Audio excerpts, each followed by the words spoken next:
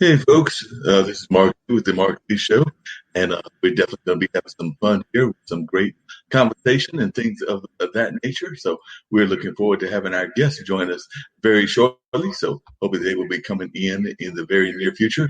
As a matter of fact, I see we've got one of them on the line with us right now, that being Jan Cromartie. So very glad to have Jan joining us here on this particular show, and it should be a lively conversation, expecting that we may have some other guests joining us also. So definitely going to enjoy some lively conversation, see what kind of things are going to be happening on this particular show.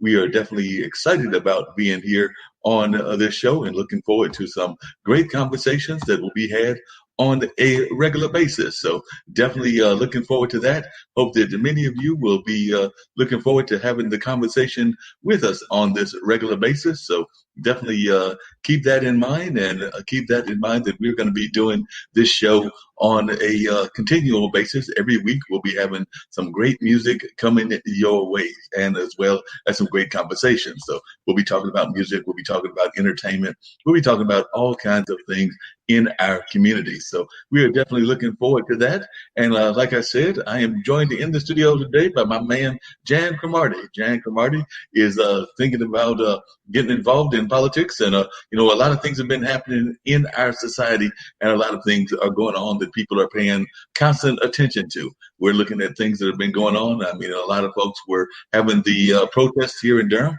The Durham protests were very peaceful, so I was very proud of my city. They definitely came out in support of many of us brothers that are out there. We know that we're tired of what's going on with the abuse that is going on by the police and things of that nature. So that being said, I was glad that Durham was definitely letting folks know that they were in support of the people that are highly upset about what happened in the death of George Floyd. So we definitely understand that. We understand the outrage around the community and around the nation. And then, of course, throughout that outrage, there have been some cities that have actually had fires and looting. I know that in Raleigh, they brought out the National Guard. In other places, they brought out things of that nature. So definitely, Durham was a very peaceful city in that regards. It was also great seeing a wide variety of people. It was definitely a youth-led protest from what I could see. And it was also a protest that was definitely multiracial, like I said, multi-ages, multi-orientations, just all kinds of things going on in that regard. So it was great seeing that kind of conversation happening, and that these folks were definitely involved, and letting folks know how they felt and everything. I am not a big fan of folks that want to have things going on in the sense of tearing up things and looting and things of that nature. But we do know that sometimes that will happen. You will have provocateurs and people like that will be out there causing trouble. But definitely overall, things are going on. Of course, we are in the middle of the health crisis as well, the pandemic that we're here with. So that's going on. So we have the health pandemic, and also a lot of people are concerned about racial disparity. So a lot of things are going on here in the world. So that is one of the things that is happening. There's just so much happening here in the world. I know a lot of folks are definitely concerned about what is happening health-wise, and concerned about the fact that it is impacting our community and impacting our community very severely. So that is going on as well. So there's just a lot of things that are happening in our society, and a lot of things that we can reflect on. But right now, I've got my man Jan Cromartie in the studio with me. So I'm going to bring Jan on and see if he can lend some insight into what he's got going on. Jan, can you hear me? Yes, I can. Can you hear me, Mark? I do hear you. Hear you loud and clear. So, Jan, tell me some of your insights as to what's been going on. I was talking to our listeners, telling them some of my perspectives of what's happened. We do know Durham did have a protest on Saturday. I thought that it was handled quite well by the organizers of that. Raleigh did have some commotions and things that happened in the evening, and I understand that they're under curfew. So, what are some?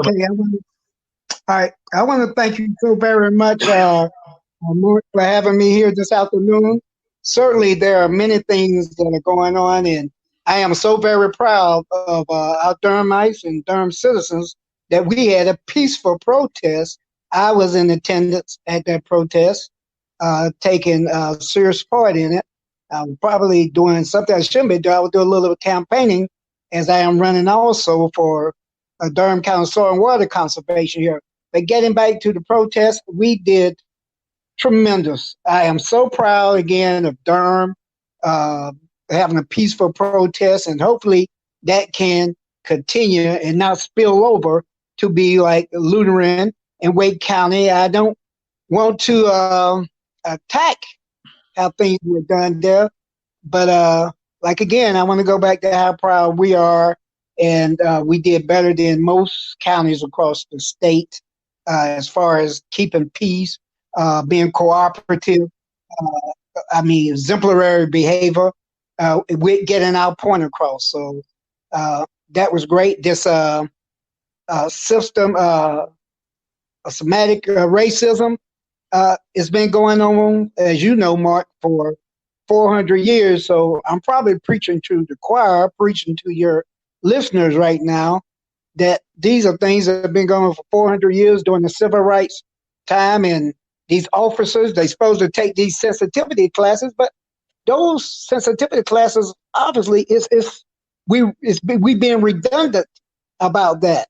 These things are ingrained in them. This type of racism is ingrained and it's innate in them. And if there doesn't be some type of solution, there are going to be some serious issues, historical issues in this country. Yeah, you're right. So right about that. Now, I've known you for a number of years, Jan. You've decided to run for political office. I've known you to be an activist in terms of the Democratic Party and things of that nature. Tell folks that are listening that may not know your history as to why you are so impassioned about Durham politics, why Durham means so much to you, and why you want to be having this title with the Soil Commission and everything. So definitely give people that are listening to us and watching us a little bit of a view of your life and what it's been about and how you got involved in politics. Because I don't even know, were you involved in politics when you were over there at Carolina, or is this something that you developed later on in life? So tell me a little bit about your involvement in politics. I've known you to be involved with the Durham Affairs and a number of other groups, but just share with folks how you got involved in politics and what the political landscape means to you. Okay, first of all, I started in politics really back in 1985 or 86. That's when Mayor Harvey Gantt from Charlotte was running for the U.S. Senate seat against Jesse Helms.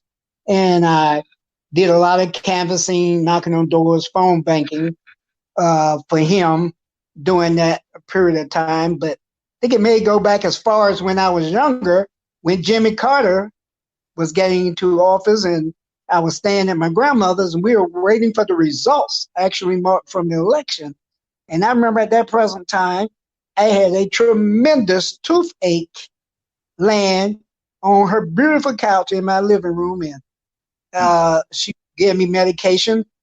And as soon as they had the results and Carter was victorious, believe it or not, I don't know if it was a miracle, that toothache from the excitement went away. Until this day, I'm 59. I had never had that toothache again. And I don't know if that motivated me. There's a number of factors motivated me. And I got into politics, and I just have a passion for politics now. Got associated with the Durham Committee, a wonderful lady named Deborah Giles and Commissioner Brenda Howerton kind of introduced me there. I worked for them in the polls. Heck, I almost could say I was their campaign manager because I did the majority of the work. So I went from there. I used to work around Larry Hall, Representative Larry Hall, who's now a Democrat leader, former Democratic leader, and got in the Durham Committee on the Affairs of Black People back in 2011. There, I think Reverend Philip R. Cousin was our chair at the time. I put my name in and submitted a resume and a letter about being the health chair for the Durham Committee. I ended up making the subcommittee vice chairman position for the Durham Committee. I eventually took over because a wonderful lady named Miss Wanda Waiters kind of got ill, and Reverend Cousins came out of nowhere and told me I had to take over. So I think I did pretty well, because if I didn't, I wouldn't have became chair the next time we had an election. And Larry Hall did my nominating speech, and I won that position. I had numerous health forums here. I recall you worked you still working over there at Hayti. I had a health forum over there. I spearheaded and organized that health forum. My vice chair, I had a wonderful vice chair, and Dr. Richard Watkins. There, I had the Deputy Secretary of Health and Human Services, Mark Benton, to speak about Medicaid. He shared things with his Medicaid, and I had a young lady, one of the Assistant Attorney Generals, Jasmine McGee, to speak about the opioid epidemic. I also had a forum over in Lions Park where I had the state health director to speak about dealing with diabetes. That shows my passion. I've been working with veterans. Larry stated that I've helped veterans over a number of years here in Durham. I've supported Care Incorporated. I raised funds for them during my health forum. I continue to raise funds for them with late representative, my wonderful friend Marianne Black, who gave over $10,000 from a grant over at Duke, for a matter of fact, during my health forum. But she had given $10,000 before, but I brought it to her attention what I was doing. So my little 600 plus her 10,000 was 10,600. So I have a compassion for Durham. I love how learned how to love the Durham people. They're compassionate about their politics. They're compassionate about getting things done. We the bluest, I think, when it comes democratically, of all counties, in our opinion, in the state of all 100 counties in the state of North Carolina.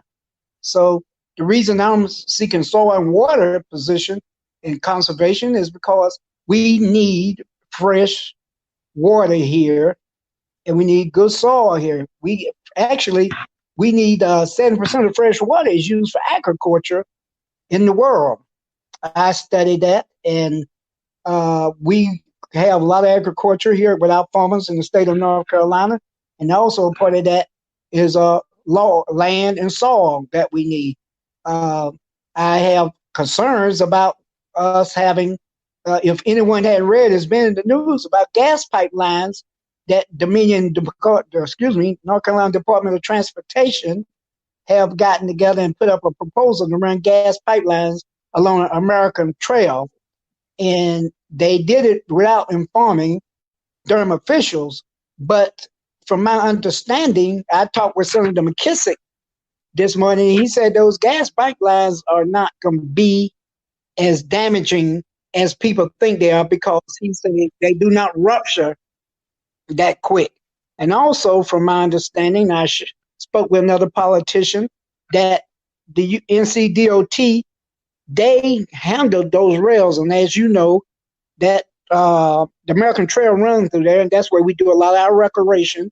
People are property owners there and everything. So what was concerning me personally is that I was thinking something could happen to the citizens here, and it has happened before in the history. But I got a letter this morning in the mail from Natural Gas Pipeline Safety, and they stated on this letter, according to federal statistics, natural gas pipelines are the safest and most environmentally friendly form of energy transportation that is used today. So that was encouraging. Actually, I got this letter an hour ago in the mail, Mark. So, wow.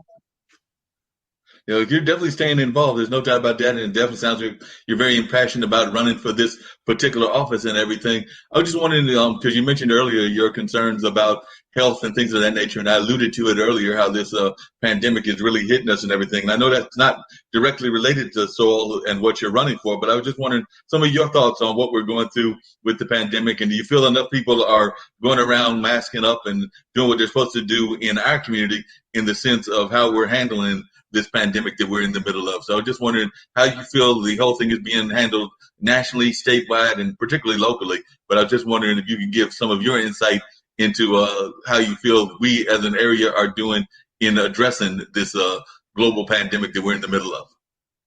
I want to see if I can use the right words to talk about how my wonderful city and county of Durham is doing. I mean, we're doing super great about how we are dealing with this, but there's a whole lot of work ahead here in Durham. We must maintain that peace. We can initially be peaceful, but we can't be stagnant. We have to maintain the behavior because of the outrage of what's going on here with black men getting beat down. We may trying to be seem like we might be extinct. So the attention is not just black protesters, white protesters, Asian Americans from all nationalities, not just in the United States. There are people in Sweden, Switzerland, Ireland. They having protests because they look up to America. And I saw this on TV about how they are reaching out and protesting. The only thing I don't appreciate, like, there's a way to protest and there's a wrong way to protest. You protesting and politics, it's kind of tough, but people just outraged. It's been going on for, like I said, 400 years.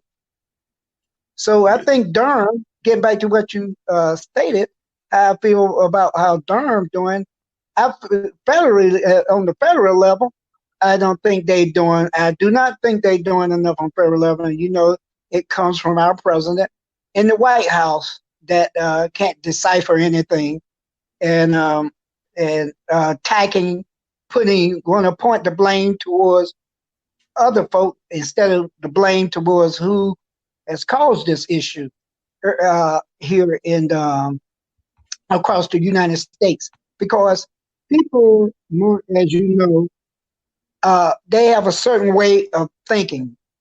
I would say that mainstream, I love everyone. I got plenty of white friends, Asian friends, associates I talk to every day.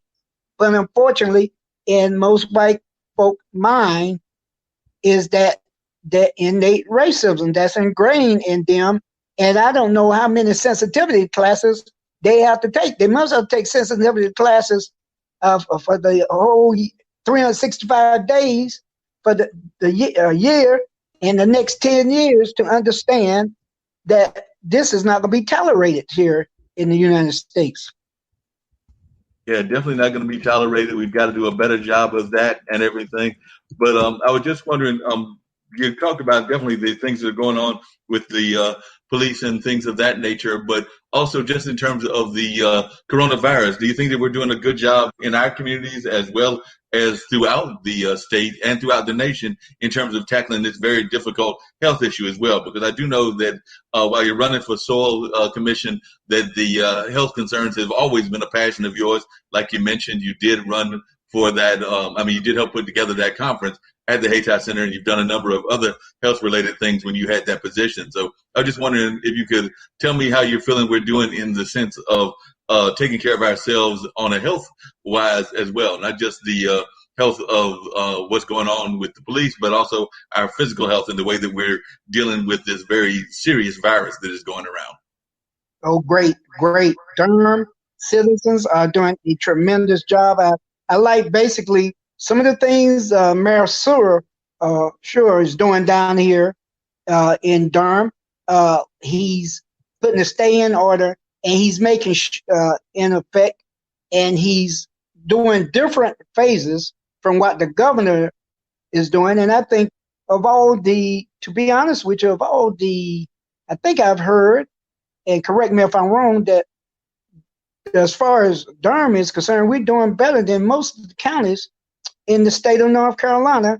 And I got to attribute that to some things that Steve Shure is doing here. And I think I love what Governor Cooper is doing, because we maybe 2 or 3 out of 3 states in the country that are still going by phases, and he don't want to jeopardize lives here in the state of North Carolina. Most people about livelihood.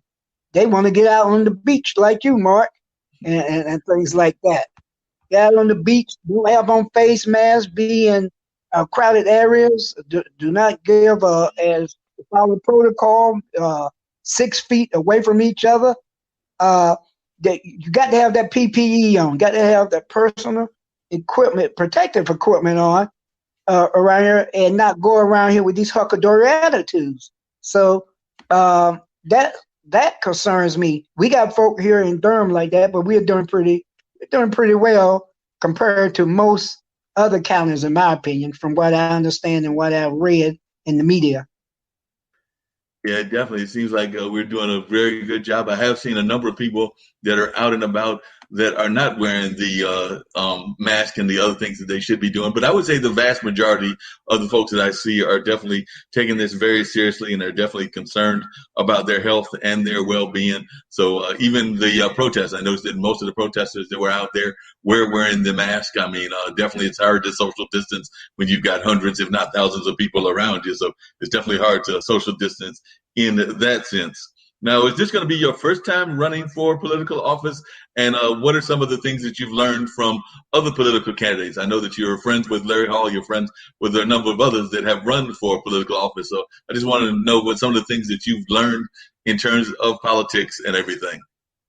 Well, I've learned from Larry. Larry is, excuse me, I meant to say representative. I'm always calling Representative Larry Hall. He doesn't have so many titles, but he strategically get things done. When he got the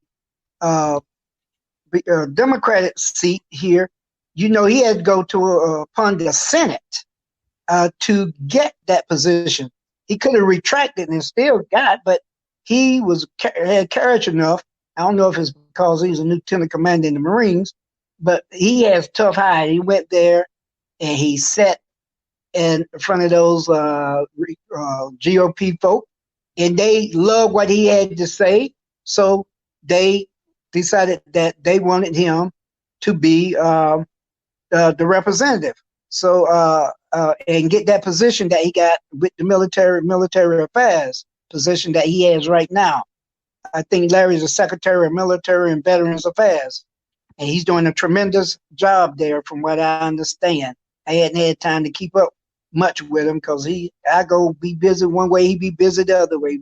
We play cat and mouse, but he's one of my best friends. So there's certain things that he instilled in me, and I see how he go about himself politically, as well as Commissioner Brenda Howerton, who's trying to be on a lot of heat, and she does a lot of great things here in the county of Durham against some serious odds.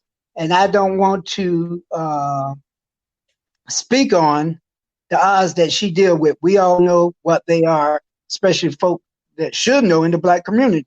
So I got a lot of my political sense from her. Reverend Philip, our cousin, who's no longer here, he was a person that always weren't right about speaking his mind, but he speak his mind, he made his point.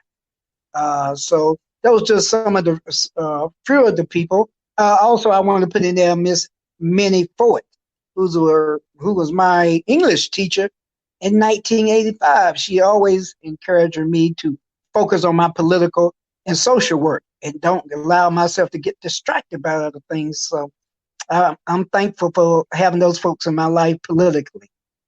And they look like they're doing a great job and definitely keeping you very engaged and very involved and things of that nature. So that's a great thing that they are keeping you involved and all of that. So we're glad to see that they are having you involved in all of the things that you have going on. So that's a powerful statement that you made about some of the folks that are involved in your life. Now, one of the things that we know that Durham has, and not just Durham, but other cities as well, is that there are a number of people that are in the area that get caught up in the political landscapes. We have a number of very powerful, some that are newer than others, but historical political action committees and things of that nature. So as you're running, how are you going to navigate that kind of landscape? Because like I said, you have been involved with the Durham Affairs, but there is also the People's Alliance. There's some of the youth groups that are out there that have formed their own PACs and everything. So we know that Durham is a very political town, but it's also one that is kind of like run by some of these PACs and things of that nature. Not so much in jobs like the Soil Commission. And one of the things I want to say is that a lot of times in politics, we forget that the local races and these state races and a lot of these things are the people that have a more direct impact on us than even the folks on the state and the national level on a lot of levels. So definitely I would think that soil would be one of those, as well as some others. But just as you're running, how are you going to navigate that political landscape that exists? I'll show you how to navigate it. Have been several years with the Durham Committee on the Affairs of Black People, but I'm not going to just be in the interest of just folks that the Durham Committee on the Affairs of Black People want me to do or be in their best interest. I'm all about all Black folks in Durham County. I'm not going to try to get caught up or be biased with any of these political action committees. I'm going to focus on the task at hand, and that is us having fresh water here. My folks not being polluted with any lead poisoning. I want to have good soil and land because, that land is, we have, like I stated earlier, agriculture here. And we got to preserve for our future generations as well as the present generation we got. So the buck starts now with those things. And like I stated, I'm about all blacks and about all people of color. And I'm putting them initially, I'm going to try to work on their problems and strategically find a solution. And I want to empathize with them. I want them to share with me their disappointments and give me some ideas of what they're looking for us to do, my colleagues and me, on the soil and water conservation. Sounds amazing. And when did you officially file, or when will the actual filing date be and everything? But I know you're very impassioned about it, but when will you actually be filing, or have you already made that filing happen already? Well, I'm working hard trying to stay a step ahead of whoever my party that's running against me. I don't know who's out there, but hopefully people will support me. But official filing, I thought it actually would be this Friday, the 5th, but I've heard from another soil and water person that would be the 8th. And I'm looking forward to filing. My political slogan, Mark, is real problems equal reliability. I'm reliability. Reliability equals real solutions. I will find the real solutions. I don't care what I have to do, get experts. I work 24/7, and greatest thing people know about me, like Larry Hall said, and stated plenty of times, is my zeal. I have zeal, I have energy. I'm going to fight. I will fight for Durham. I've always fought for Durham since I've been here, and it's not going to stop. I'm like the energized bunny. Definitely glad to hear that, and glad that you're running for this particular office. I think that you'll do a great job. We're actually also joined in the studio, and by the way, I need to give a shout out to some folks that are watching us live on Facebook as well as some of the other platforms. But I see that Renetta De La Torre has checked in and said hello, and then also Charlie Smith, who is actually watching from Sweden, said Black Lives Matter, love from Sweden. So like you said earlier, we are getting people that are recognizing from around the world. Now, I'm hoping that I'll be hearing from one of his producers as well, but we're joined by Damien, and Damien worked on a film that actually dealt with what you're talking about, because we're talking about issues of environment and things of that nature, and his film actually realized that there was an area in St. Louis where there were some serious experiments that were going on during that time that were not addressed, and that people did not actually understand what was happening and things of that nature. They were doing some serious experiments. Of course, we all know about the Tuskegee experiment and things of that nature, but a lot of people do not know necessarily about what happened with that experiment that went on. There was a subject of Damien's film. So Damien, I'm going to try to pull up the clip from the film, but if you would tell a little bit about your filmmaking and your involvement. Like I said, I did know that I believe your producer is hanging out in the North Carolina area, and I did invite her as well. So she may be trying to pop in at some point or another. So we'll see if she actually shows up, but just tell us a little bit about the film. Hey, thank you. Thank you very much. The film Target St. Louis Volume 1, it tells the story of post-World War II. During the Cold War era, the military conducted secret chemical testing on poor people of St. Louis. So if you remember as kids, some of your listenership should remember as kids that, there used to be these trucks. They used to come down spraying for pesticides, spraying for mosquitoes and things like that. In those cases, what we're speaking about in the documentary, they were spraying zinc cadmium sulfide and phosphorus, white phosphorus, and what we see evidence of, radiation at the time. So, and this again was post World War II, but it was going concurrent of the time of the Tuskegee experiments. So what was happening is that the government had two tests going at the same time on the most vulnerable communities of America. But people know about the Tuskegee, but this is what was happening in St. Louis, and those those chemicals. At the time, cadmium was already known as a cancer causing agent, so that was already known. And they were saying they were doing it under the guise of putting together a protective smoke screen, unless someone come over and try to drop bombs on an American city. But in all actuality, they were putting together a offensive weapon to attack Moscow if need be. So they used the St. Louis as their testing ground. Wow. And we know that environmental racism is not anything new. Actually, North Carolina was actually the target of a major industrial dump where they dumped chemicals around rural North Carolina, in the area that I lived in, Warrenton, in the 80s. And it was a chemical that they dumped all up and down around North Carolina and Virginia. People are still dealing with those health consequences. And that was in, I believe, the 70s, late 70s, early 80s, that particular case kind of happened, and that kind of birthed the environmental justice movement that is very big around the world and everything. I did check in earlier with Jan Cromartie, who's running for office here in Durham, but I did want you to also say where you're calling from and everything, and also let folks know how you're doing, both in the sense of the pandemic, but also in the sense of what I consider a second pandemic, because I think we're in the middle of two pandemics, a health pandemic and a racial pandemic. So definitely I wanted to know if you could check in as well and just let folks know where you are and how your part of the world is dealing with what's going on. Thank you. So checking in. I am currently in Los Angeles, California. I am in the Hollywood area.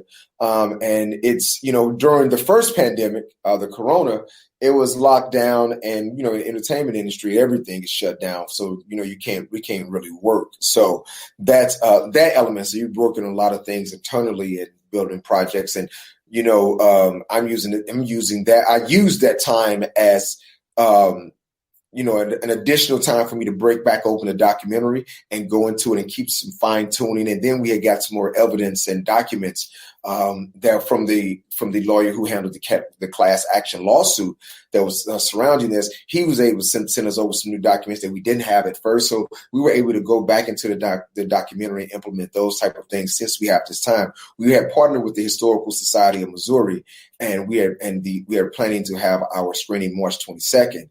But, this would happen. So we got pushed to like June 14th. And then we just had a conversation that that date might even change. So, that's how we're dealing with it at home, building, creating, and trying to stay active and stay track of each day, because I'm losing track of days on certain elements. So that's the first pandemic.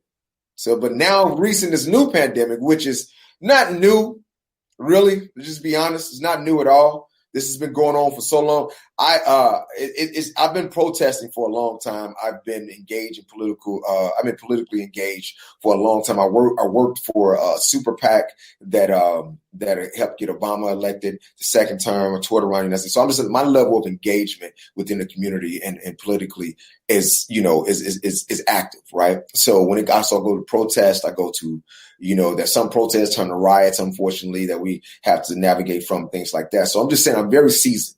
I mean, I've been marching for Amadou Diallo in Philly. That's how seasoned I am, right?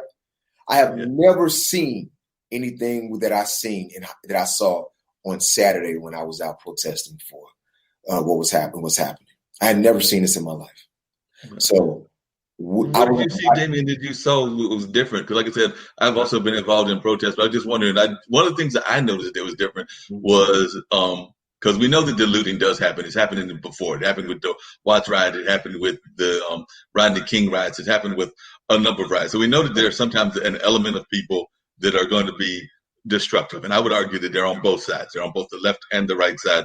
I have some friends that are anarchists. So I know what their agenda is. I know why they're out there. I know that we have to kind of marshal them and keep an eye on them, because you have to be aware of who they are and just try to make sure that they don't get carried out of hand. But one of the things that I did notice that I saw was different, and I unfortunately did not make it out to the one in Durham. My friend Jan was out there, and my good friend Zack was out there, and I was monitoring and keeping tune of what was going on situationally. I just had some other meetings and stuff, life does go on. So I had some other things that did not allow me to get out there, unfortunately, but I was following what was happening. And what I saw was a greater age leadership. I mean, and by that, I mean, I saw younger people. And yeah, we know that sometimes young people will take more of a leadership role, but this one seemed to have been youth led. And by youth led, I'm Yeah. thinking people like in their 20s, maybe early 30s, but definitely youth led and even some of the seasoned veterans. And I'm in my late 50s and everything, but I know some of the seasoned veterans here that are in their 30s and 40s. And I was talking to my dad, who was a civil rights person, and even he was saying that it seems like there's a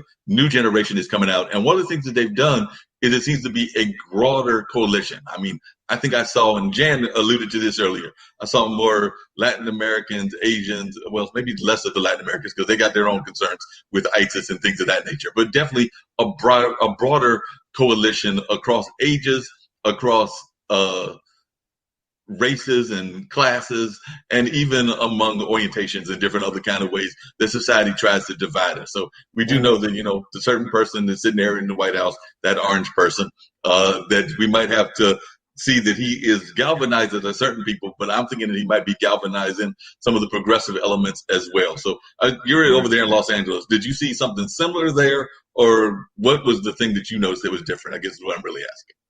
Well, that is, I can mirror that experience. It was a very multicultural protest, and I'm speaking about just the protest element, right? It was a very multicultural protest. I seen that it was definitely youth driven, but the cultures and the tactics were still the same, when it comes to the chants, the civil disobedience, but still peaceful civil disobedience. It was, at the most extremes was walking in the streets. And when we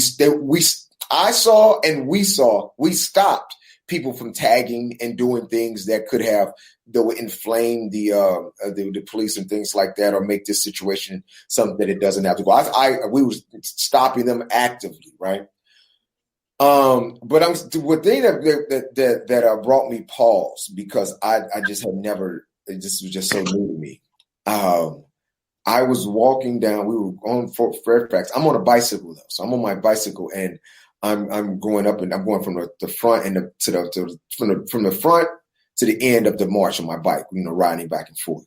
So we're at the front of the march, where we're turning on Fairfax, where the first cop car was set on fire and all this stuff, right? So we're walking up there now. Everyone's turning to go back down, I'm assuming. And it was, very peaceful, very, everyone was chanting, they were taking pictures. It was a very healthy experience, that was going on. And then I have to say, if I wasn't there, I would be skeptical of it. But what I saw, then out of nowhere, a police car came edging down the street on fire, with smoke coming from the inside of the car, with graffiti on the side of the police car. And I'm looking at so in situations like that get to that degree where it's a cop car on fire, there's an escalation. You know what I'm saying? There you see that some people are acting up, some people are screaming, some people are vandalizing windows, they're breaking things, they're profanity. The tension level is raised, everything is heightened. That's what you see when it gets to the point where you can vandalize a cop car and do something to the point of setting it on fire and doing graffiti on it. So I mean, you had time, you were motivated, you had all that type of stuff, right? None of that. Yeah, and I sometimes wonder also about some of the things that are targeted. I mean, I definitely get when we're upset at what the police have done, targeting the police vehicles and things of that nature. I mean, I'm not a big fan of vandalism and tearing up of properties and things of that nature at all. But at the same time, I get to some degree those kind of things happening. But it's when you also are in the community and you're attacking your own. Like I said, I noticed that yesterday there was a gentleman that was in Raleigh and he owned a Black-owned business, and his business was vandalized. Yeah, no, I hear what you're saying. I'm sorry. I didn't mean to cut you off. That's not, I think my point might have been lost. It wasn't anything negative. It was all positive. So when that cop car came down, I didn't see anyone do anything to that cop. And I'm right there. Wow. You see what I'm saying? I want to say exactly what happened, what I think, but I'm just telling you the facts. I'm right there, and then out of nowhere, I'm at the beginning of the protest because it's going from one side to the other, and I'm riding a bike from this side to that side to the beginning, and there's nothing. There's nothing in that sense that's there yet. So for that to come, that's what incited everything to go, because people start running away from that. So then when you start running, the fight or flight kicks in. So you're either going to attack or you're going to so you're running, and then you reposition yourself, and then it started escalating with violence, and then it got really weird for no reason. So I really don't know how that happened. I know that I've never seen anything like that, and I've never experienced anything like that.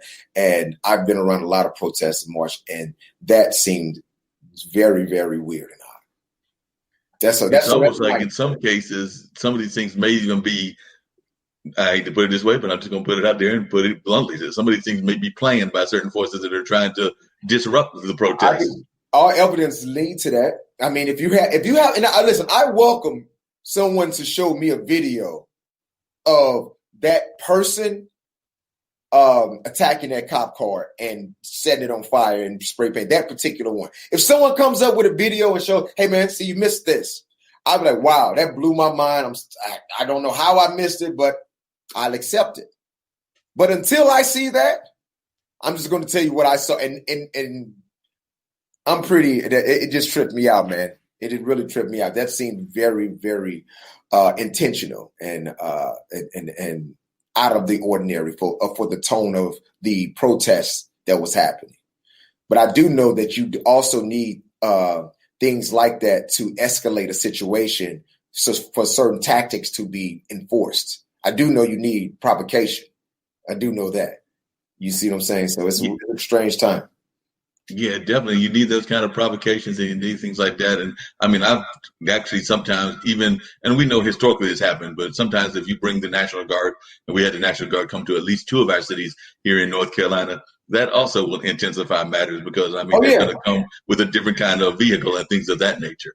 Mm-hmm. One of the most positive things I saw, and I forgot who sent it to me. It was sent to me by a friend or an acquaintance through, I think YouTube or Facebook, was a thing that I saw that was actually the opposite of that, which was very powerful. And it was the opposite of that, which was that the protest, I want to say it was in Miami, and literally the police took the knee. They basically kneeled down to the protesters and were basically like, look, we respect what y'all are doing, and we're not going to do anything. So they basically did like Colin Kaepernick kind of move of basically taking the knee.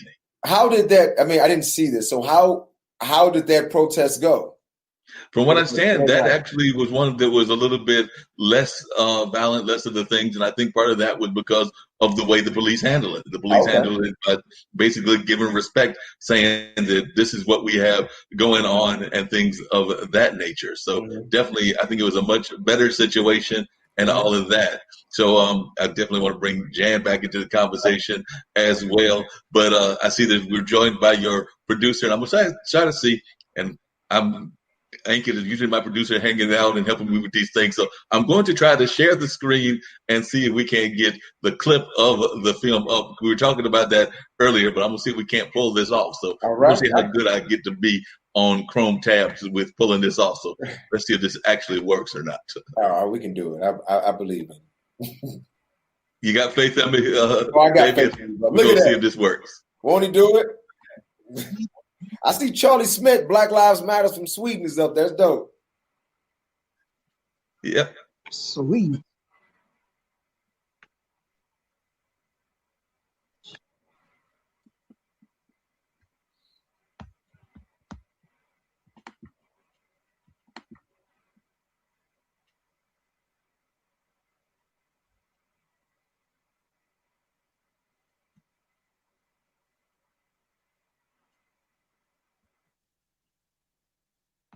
Kind of lost you, Mark.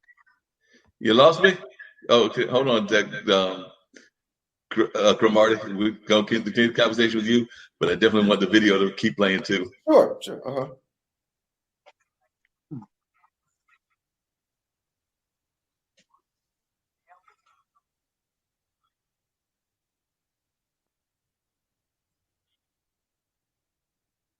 How you holding up, man? I'm well. I'm well. How are you all? Oh, It's fine. nice. Greetings from the United States. And I'm sorry. greetings to the West Coast. Oh, greetings to the West Coast. Appreciate you. I can see I couldn't see your face down there. Charlie is covering you up. Yeah, I'm Mr. Crow Marty. I've been in the service for 6 years, and I'm a politician running for soil and water, bro. You're all doing some great things over there on the West. Oh, wow. Thank you, brother. Thank you very much.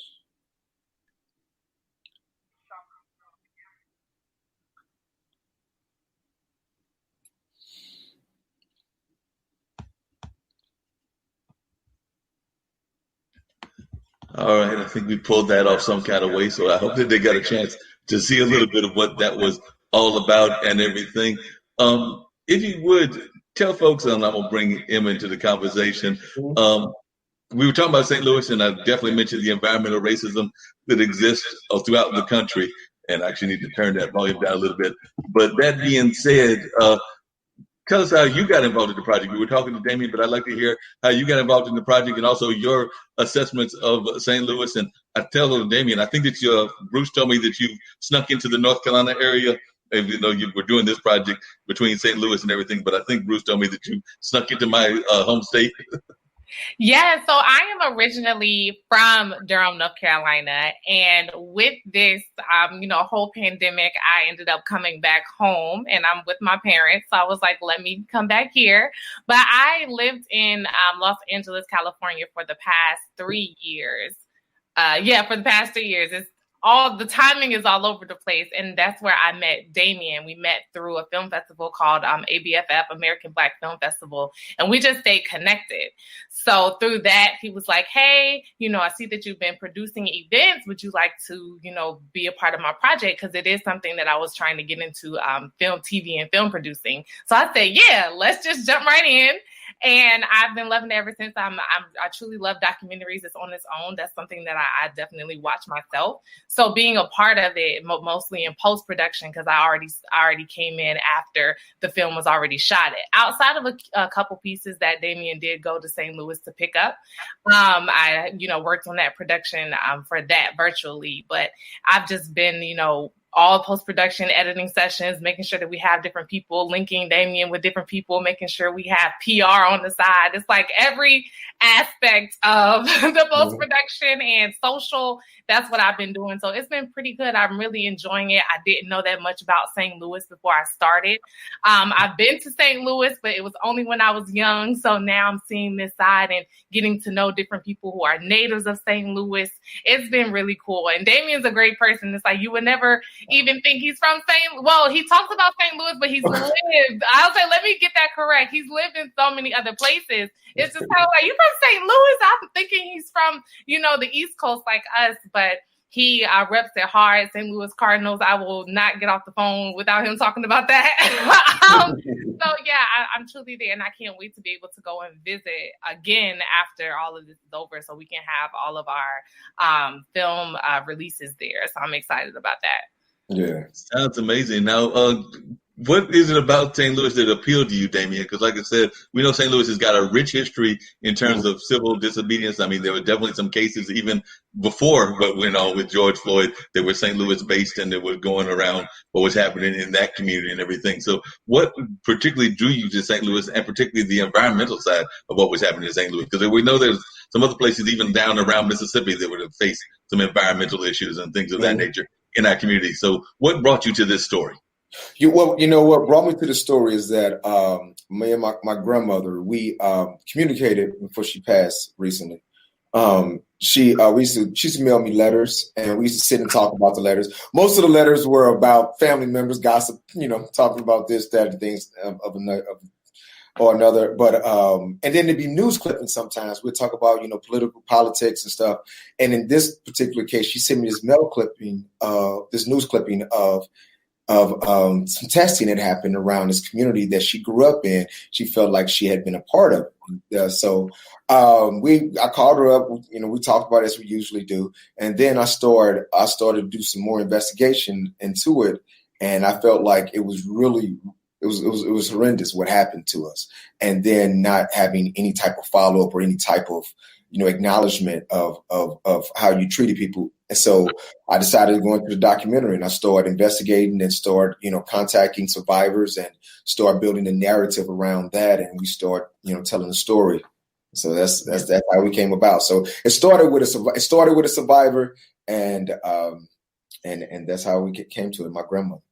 Yeah, those grandmothers are oftentimes those survivors that we often know quite well. I know my grandmother, who was a librarian and started the Black Library in Raleigh, was definitely a survivor, as was my grandmother on the other side. So, yes, on my mom's side. So grandparents are definitely very important in our lives. There's no doubt about that. But the one thing that I've got to ask you and everything is, one of the things that we notice happening, even with the current pandemic, is there's a fear in our community about testing. Like I said, I just finished this whole thing with being trained as a contact tracer, which means being able to talk to people that have the coronavirus and then being able to talk to people that might have contacted them. And it was a training that Johns Hopkins was offering during one of their free courses. So many of our colleges are offering free courses. But that being said, we do know that part of what happens is that sometimes with what's going on in the world, that's one of the concerns that we have in our community, is some fear that we may not go get the test because of what we knew happened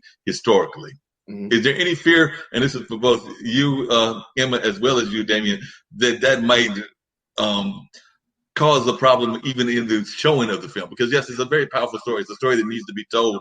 But at this particular time, I'm wondering, is there any concerns about how you're going to balance telling the story and also people's fears about that history? Because that history leads people to have fears about the current testing and what the administration might be doing. That's a really good question. Really, really great question. And, it's how I would unpack that. Telling this story about how you were tested upon, how you was tested on, there was no follow-up, how they disregarded your humanity. Because that's a through line that I try to address in all of my work, is the humanity in us, because all of us, are humane, but we're not perceived that way. So we have to acknowledge something that was done to you first. So this is what this documentary represents, is an acknowledgement that this happened to you.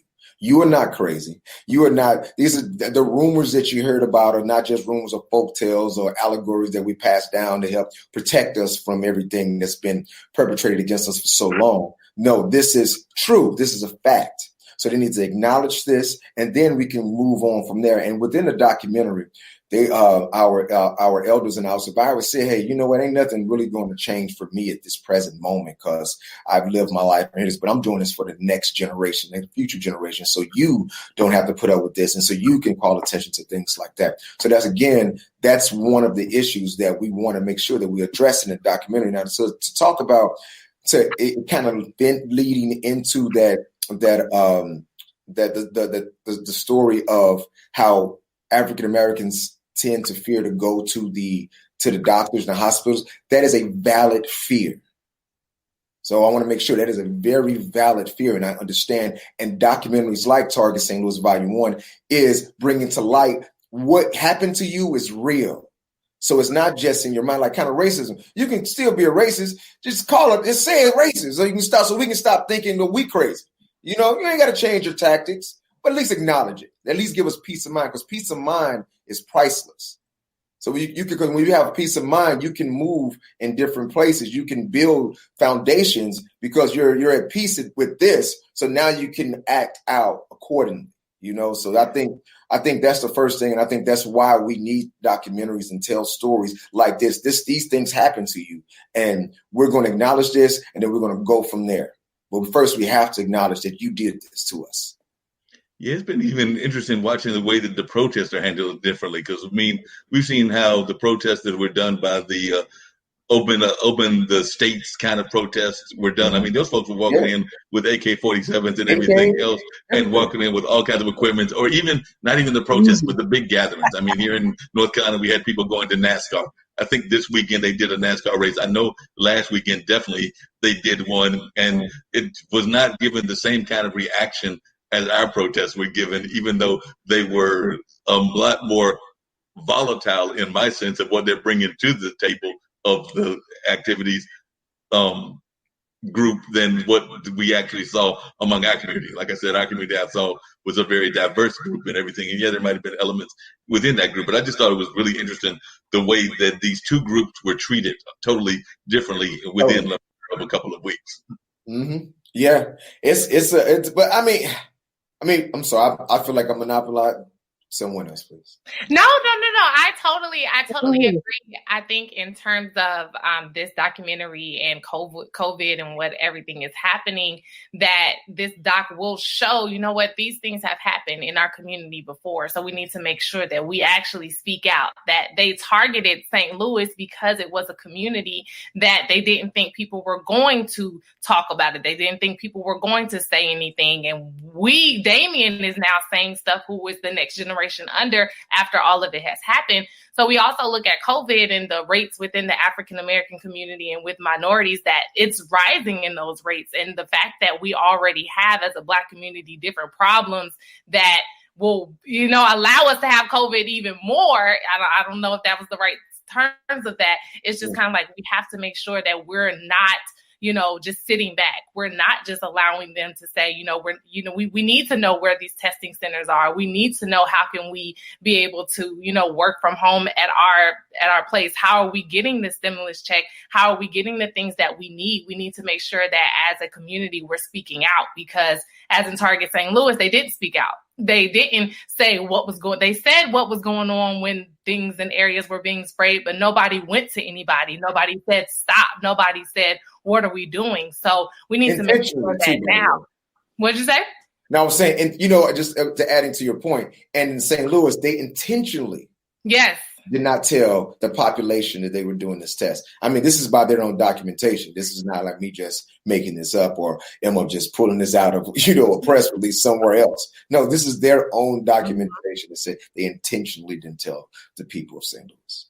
Yeah, so we definitely need to, as of now, as a people, need to make sure that we're, speaking out and we're saying, hey, this doesn't look right. This doesn't seem right. Why don't we have testing centers here? Or why don't we make sure we peacefully protest? Or why don't we make sure we're going out and vote? Like, we have to make sure that we say something before something like this ever happens again, Yeah, because like I was telling Damien earlier, it's happened before. I remember growing up in Warren County where they dumped serious chemicals all up around Warren County and Southern Virginia. And that was done in like around the late 70s, early 80s, at the time that my folks had a community radio station that was on. So I remember them being at the forefront of this kind of like reporting about this. And like I still told him, that created what they now call the environmental justice movement, which is now ready to go on about 40 or 50 years. But it was that particular dump that created that movement. And I mean, there have been other environmental protests, but when we say environmental justice, it comes out of that rural area that was definitely a very minority area, predominantly African-American, a large Native American population as well, but definitely minority groups that were there. There might have been even a slightly growing Hispanic population at that time, but definitely there was a minority focused area. So it's just been amazing seeing that.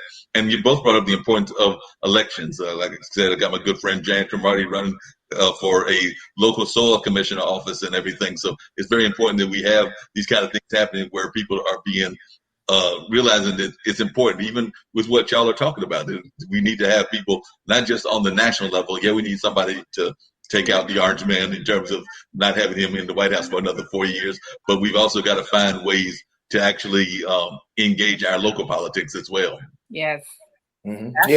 That's where it starts. A lot of people don't think like, oh, I just need to vote for the president. It's like, no, the reason why these riots are happening now, I know we're not even talking about Target anymore or TV or film, but it's like the reason why these riots are happening is because our local officials aren't really for us, at least not all of them. It's like we need to make sure that we're electing our, North Carolina people, our, Missouri people, our California people to make sure that these things don't happen and we're all on the same accord. So when, the U.S. government wants to come in and spray something and they start talking to our leaders of the city, they're going to be like, no, we're not going to do this to our people. So we need to definitely make sure that we get out and do the things we need to do. I know they have absentee ballots because of COVID-19 for people even in the state, or even in the city. So we definitely need to look into that as well.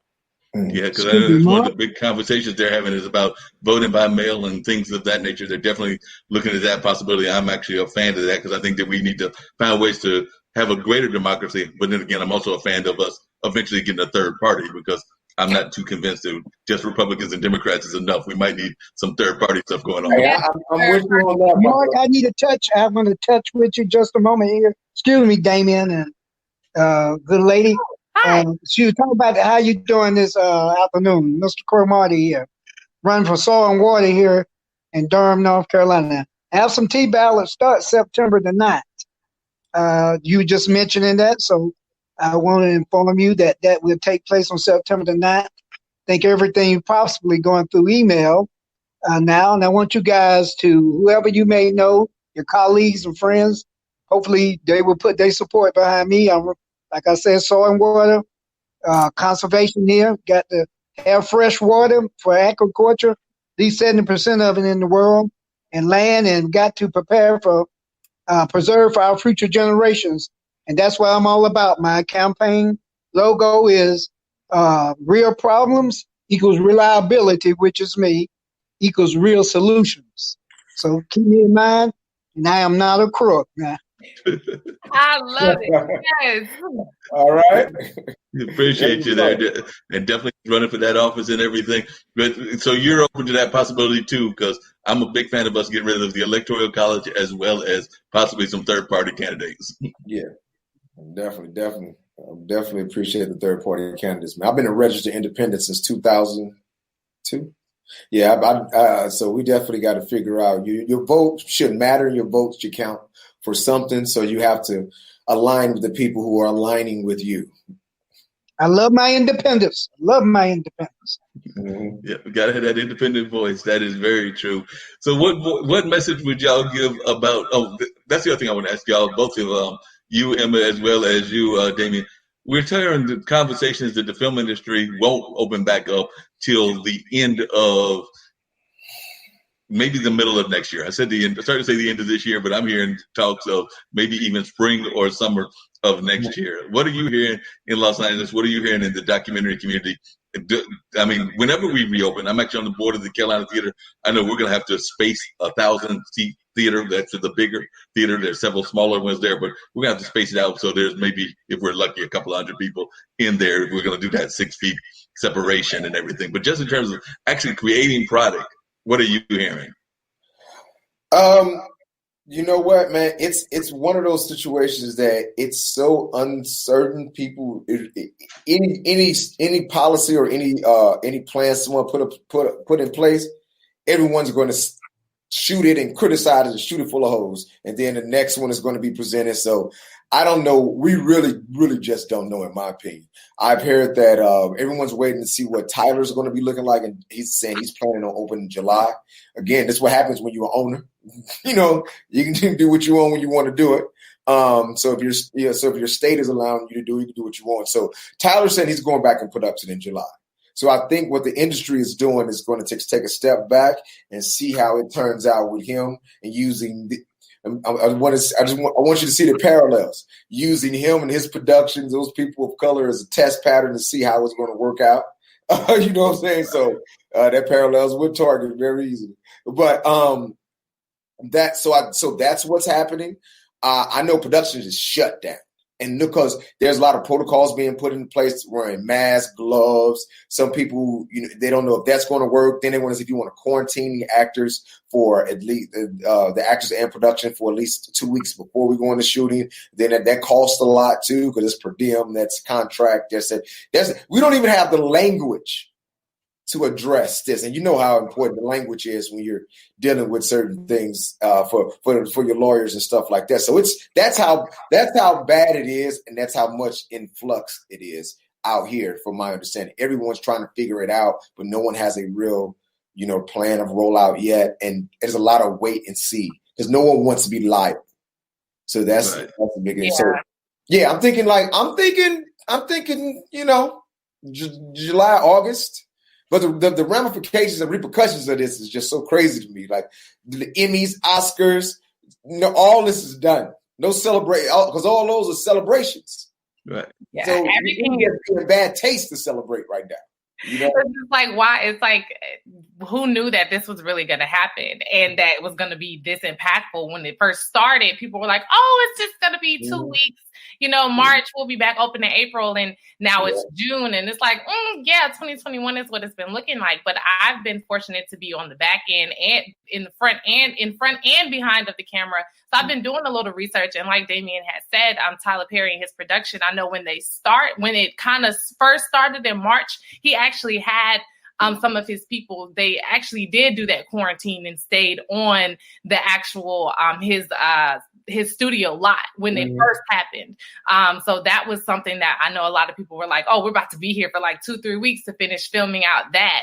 And then I have read a couple of things where I know with SAG, if people who are union, that they have to report if anybody has said, hey, we want you to come on. It was an article that released, I want to say on Deadline, maybe about a week and a half ago that I had, scrolled through, and it was like, if there's anything going on, you should report it so we can make sure that you're actually doing it. So it's really interesting to see. There are people, and the head people who are over the TV and film industry are having these meetings, but it's also, like Damien just said, the ramifications, what is going to happen if you do let this set go on.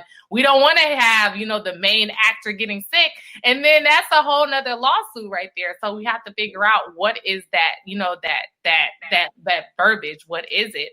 I know I actually was on a very small set for a social media commercial. It was about 7 people. And it was like, social distancing, you come with your hair and makeup ready.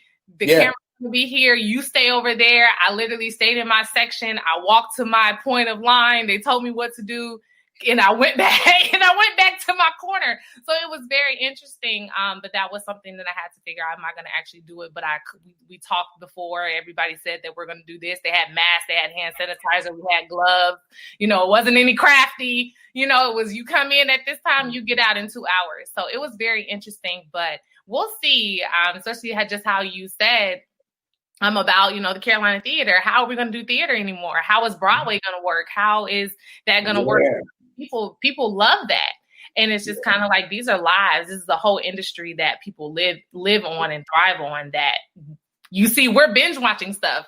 We're not going to have nothing else to binge watch. Yeah, it's running out, right? It's not doing it. So it's really a conversation that is just like, wow, I'm not really sure what's going to happen, but we'll see. Even on the event side, it's going to be interesting. I know you've done some event management and event planning kind of stuff, and even that's going to be interesting. I've done that for decades and everything. I mean, most of the festivals here in Durham have been pretty much scratched for the 2020 year. There is no Eno, there is no Bembe, there is no Juneteenth. So a lot of those have been scratched. I mean, I expect the others will be scratched. I don't know that Centerfest is officially announced, but it's around the corner. It's in September. So I doubt very seriously that it will happen. So a lot of that is being turned out, and that's not going to be happening. So that's going to be really interesting. Now, a lot of what's happening is these kind of like virtual events. I know that I'm friends with Srinath Boston, who's a New York digital innovator up there in New York City. He does these regular COVID talks and stuff like that. But he just did a major, I think, tens, if not hundreds of thousands of teachers that was organized by some people in the Canada area and everything, the T4 conference, but it was strictly an online conference. I mean, everybody was attending online. So I think that a number of these kind of conferences, and he had done some others that were like that. So I think we're going to see a lot of online kind of events, which doesn't quite have the same impact. I mean, like, I don't know that I'm a blues guy, and I've seen Buddy Guy live a couple of times. I've also seen a couple Al Jarreau, when he was around, live a couple of times. Even seen some of the hip hop artists, but seeing them live versus seeing them, on a computer screen does not have the same impact.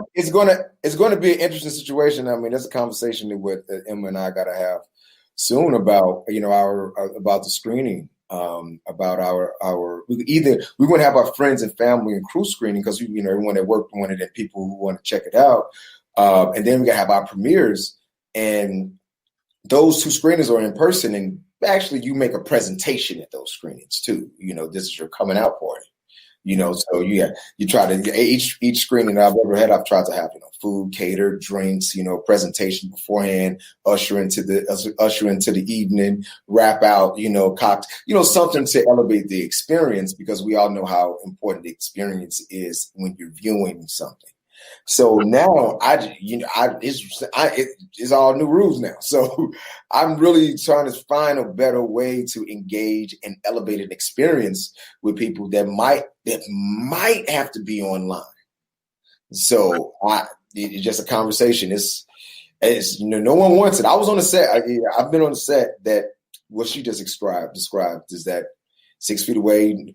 Only thing we had was makeup, is because the makeup artist had some special effects that was needed. And those glove, big shield, all that element. It was hair was come as you are, whatever the situation is. But yeah, it's a game changer, especially for this. But what it is going to do is lean it out though. So when you start recognizing excess, that's where the independent filmmaker has an advantage. Mm-hmm. Because we're so used to moving in such lean spaces, because our margins are so small on how we got to make sure this is most impactful for what we're doing, is that we're in that mindset already. And but a lot of these bigger organizations and studios and stuff like that, they don't know what to do. So they're going to have to try to learn what we've already known for a while.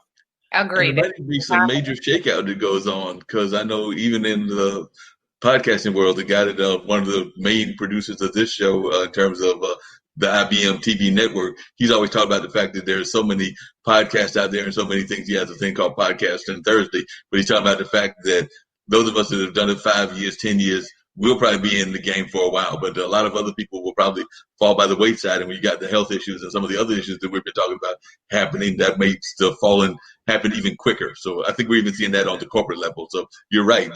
There might be even some less studios around and everything. I mean, we hope that the big boys stay, but some of them may not make it. Hey, you know what? Hey, in turmoil and in times of uncertainty, for the independent thinker and the independent filmmaker, I mean, that's an opportunity there. That's all I'm saying. Agreed. Yeah, definitely. Emma, from a PR standpoint, how does this whole thing change your mindset, just in terms of how you approach PR? Because, I mean, we're also seeing a lot of our press also falling by the wayside. The black press, some of them, like we just lost the Carolina Times right here in Durham in terms of the publisher passing away. I know there's some people that are trying to keep it alive or keep it rebirth it or something, but for now, it's at a stagnant level or whatever. So. Yeah, it's interesting. I do freelance PR with of course 4910 and Target St. Louis, and I also do a couple other freelance projects as well. So with 49 has been interesting because a lot of our things are in person and it's screenings and hey, can we have Damien on this TV show, this network? So in terms of any of the writers getting their information or articles, that's great. Pitching all day long is awesome.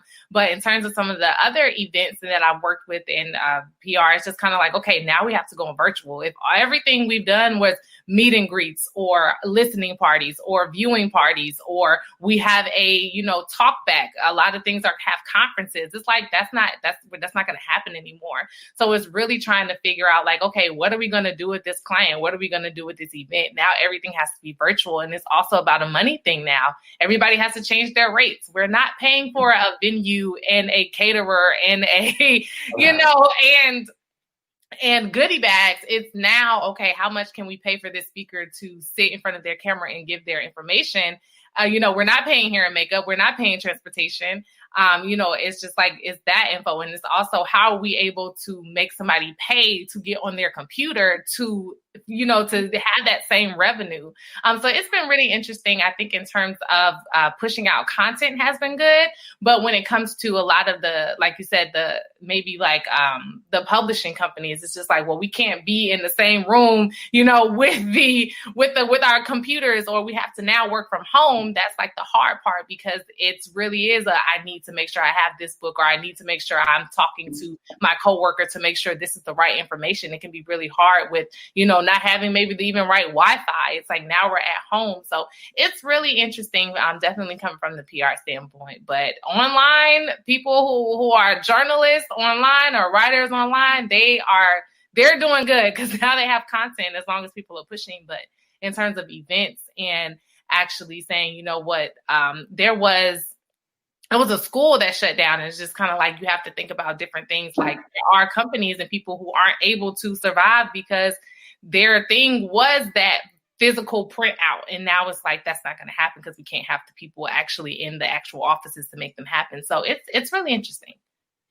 Yeah, and even the education, as you just alluded to, that's totally changed, because I've talked to several friends of mine that are professors on the university and college level, as well as some that are teachers on the grade school level, and they're all talking about how this is going to totally change things. I don't know whether either of you have kids or not, but they're talking about the kids may wind up having to go to school for half the time in the physical building, half the time off of the campus, and doing it online. They're talking about different kinds of limitations on how many students can be in the classroom. And some of the students are already having a hard enough time staying engaged the old-fashioned way, and now we're going to give them even greater opportunities to be unengaged. Yeah, that whole, like I said, education, that's a whole nother topic. And I'm also passionate about that. I'll really hit on that, because we also have to look at now, as a lot of children go to school for food. A lot of children go to school to get away from the craziness at home. And now we have at-home problems even more, because we're stuck at home and the children don't have that person who they can lean on, that counselor or that teacher or that best friend. So it's really interesting. And then, like, we already have overcrowding in a lot of our public schools, and a lot of the public schools that are filled with Black people. We still have segregation in our schools, and a lot of people don't realize that for some reason. It's just like, no.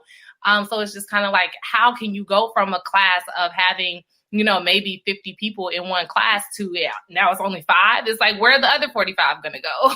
You know, we have to now restructure our school system. And then you also have to think about kids who are at home. Do they have Wi-Fi? Do they even have a computer to do their homework? If you are a public school student, a young Black girl, some young Black girls in Durham don't have a computer. You know, it's like, I have friends who grew up and it was like, hey, can I come to your house to do my homework? It's like, cool. Yeah, you can come over. It's like, that's a reality for a lot of people. So we really have to think about that. But yeah, okay, I'm done with that.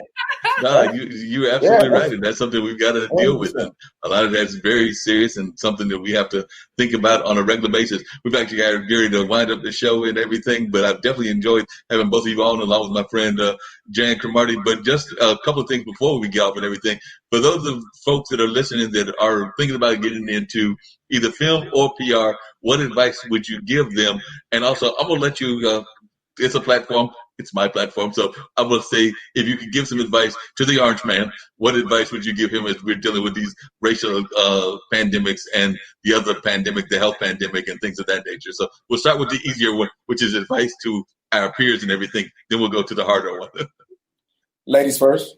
Yeah, I'll go first. So anybody who is, I would say, interested in PR or interested in, you know, producing or just getting their feet wet in either industry, it's more so reach out to people, send an email, research different companies, because people are looking for people who are able to work from home. People are looking for maybe an internship if you've never done it before. If you're a college student and you just graduated, or you're a high school student and you want to have it, people are looking for a little extra help. So I would definitely say contact people. Research, do your research, and just contact your friends. I'm all about networking across. Issa Rae had said it. It's like, you know, network with the people who are around you. You don't necessarily have to go for that higher celebrity. It's like, what is your friend doing? What is your sister's friend doing? What is maybe your old classmate doing? So I would definitely say contact different people. Yeah, that would be that. And we'll ask the second question. Well, go ahead. For filmmakers, I think this is especially at this present time, this is the best time to just pull out those cameras and shoot something. Write a story. Like I remember I did a movie and it's a movie named Second. I did it in 2 days. Yeah, was it 2 days? Yeah, I shot it in 2 days, and that film did very well for me. And it's just because I had equipment, because I was working on another production and I had a whole bunch of equipment. So I was like, you know what? I wrote a movie one day, shot it the next day. So, and then we edited throughout the time, but we got it done and got it done. So use what you have at your disposal and make something happen. Create. If you're a creator, just create. Creative people create all the time. Keep on turning out. Keep on expressing yourself. Keep on being engaged. and don't become numb to the situations around you. Be a receptor, receive everything you can, and use that passion to funnel what you want to do and direct it in the right directions, telling your narrative and the stories that you feel need to be out there. Cool. And what words of warnings or whatever would you give to the people on the up there in the White House and all that area, as well as just to the community at large? Real quick, get out the way. Just get out the way. You're in the way. I'm telling you right now, this is part of the death rattle of racism. It's changing. Generations before us cared less, but behind us care less. Behind them care even less. So this is the establishment trying to hold on whatever, the steering wheel that they can right now, because they see it's a whole bunch more hands on that steering wheel, and there's a lot more colors. So they have a tactical advantage right now, and they're trying to use it, but it's bubbling through and it's streaming through. So if you just get out the way, I think some of the biggest fear for the establishment is that people are going to do the same thing that you did to them. I think that's one of the biggest fears that you're fighting up against without addressing. You feel that we're going to do the same thing to you that you did to us. I think that's that's a motivating force. It's interesting you said that, because I read this quote. I think it was on Twitter, and it was a young lady. She was actually a comedian that I met through a Pakistani comedian friend of mine, but she was on her show, and then I've been following her tweets, and she was basically saying that she was concerned that she feared the riots and the protests that were going on, and it made her want to go out and buy a gun. So I'm agreeing with you that it might be that kind of like last vestige of what's going on. So they're seeing that they are about to be the minority population. When you look at all the minority population, all the quote unquote minority populations put together, that they're about to be the minority population. So there is a certain fear that they may be losing control. Yeah. And I think our policymakers and our government needs to listen to our healthcare workers. A lot of people are talking about money and dollars, and the healthcare workers are like, but lives are about to be lost. I really think they actually need to listen to each other and, take what the healthcare workers are saying seriously, because you might want to make millions of dollars, but we lose billions of dollars in the future. We might lose this earth for, if it goes to that extreme. We need to think like that. And then our policymakers and our government needs to listen to the people. Needs to listen to our community leaders, needs to listen to those people who are willing to sit down at the table with them, who are following MLK. If they're on that MLK route and they want to talk to you, they need to listen, because we got a lot of Malcolm out here, and I have no problem with neither one of them.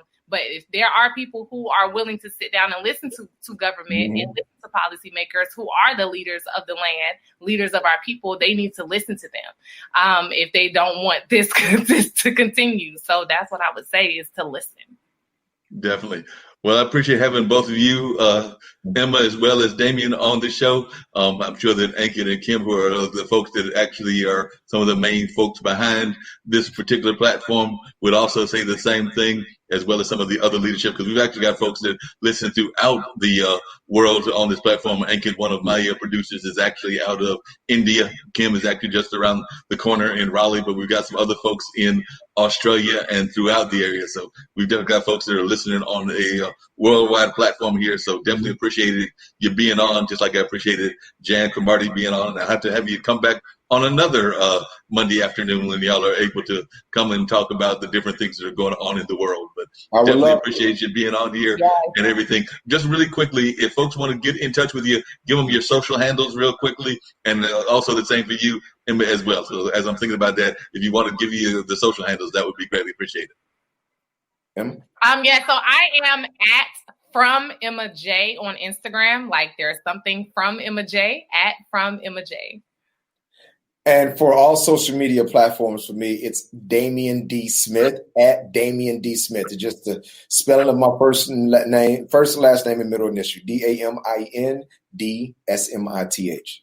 And you can follow us. And also, you can follow us at 4910rosalie.com, www.4910rosalie.com. And what that is a portal where you can see all the projects that we have in development. We have Target St. Louis Volume 1. Also, we have the V, aka Victory High, a coming of age story, set in St. Louis in high schools. We have several different projects, and also our social activism projects, If I Should Die by the Hands of the Police. And we're actually going to repost our Mike Brown art exhibition that we did as well. So he's constantly been civil engaged. And one more thing, we partnered with an organization in New Orleans called Citizen She, and is in support of the Crown Act. So we are about to roll out our mini documentaries, many short docs that we put out in support of the Crown Act, in partnership with Citizen She United.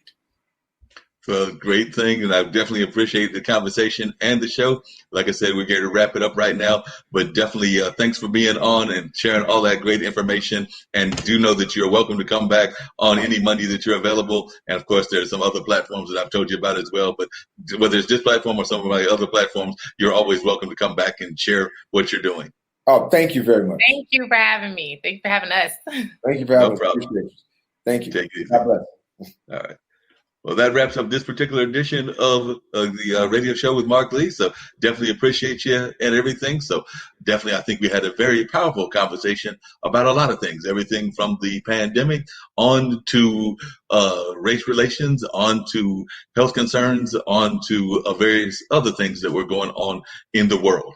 I did see we had a few people that were listening and making comments. I did read some of those, but definitely do know that there are various platforms here on IBM TV that you can also be following us at the same time. So definitely do be looking at us on platforms like Facebook, of course, YouTube, and various other platforms. So definitely was a great show, and I definitely enjoyed having my guests. Once again, on this particular show, we had Jan Cromartie, a local political activist, as well as Damian Smith and Emma. Emma was involved with that production that was called Target St. Louis. So definitely appreciated them being on the show and everything of that nature. So a great show, I think, was had, and I definitely hope that many of you enjoyed the show and enjoyed what you learned here on this particular show and everything. I don't know if everybody caught the total amount of Target St. Louis, so that's actually how I'm going to go out. I'm going to let y'all hear it one more time, the clip about Target St. Louis, and then we're going to just wrap it up. So definitely hope everybody had a great time and learned a lot of information. Don't forget that this evening you can also catch me on my other show, Straight Talk with Dean and Mark, and that'll be coming your way on Blog Talk Radio. But definitely keep that in mind, and then we'll be back here next week with another exciting show.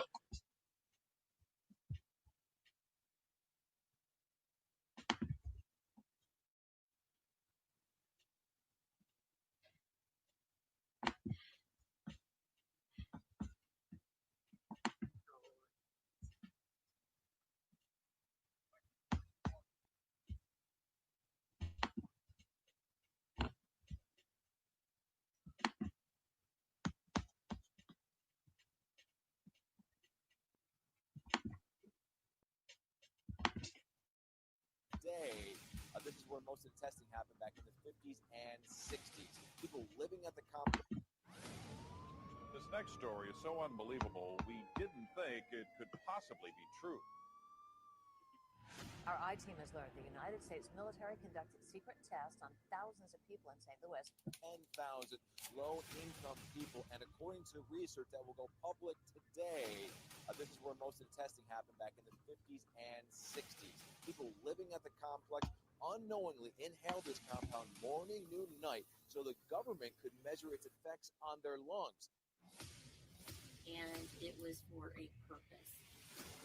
In 1953, Congress indemnified private contractors who were connected to doing subject studies.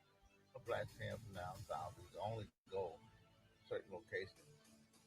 There was some strange going on.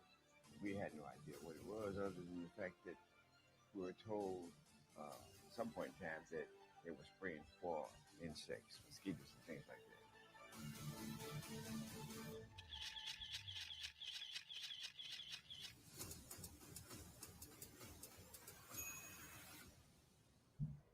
Comes the great shock to discover that Gary Cooper killing off the Indians were rooting for Gary Cooper, that the Indians were you.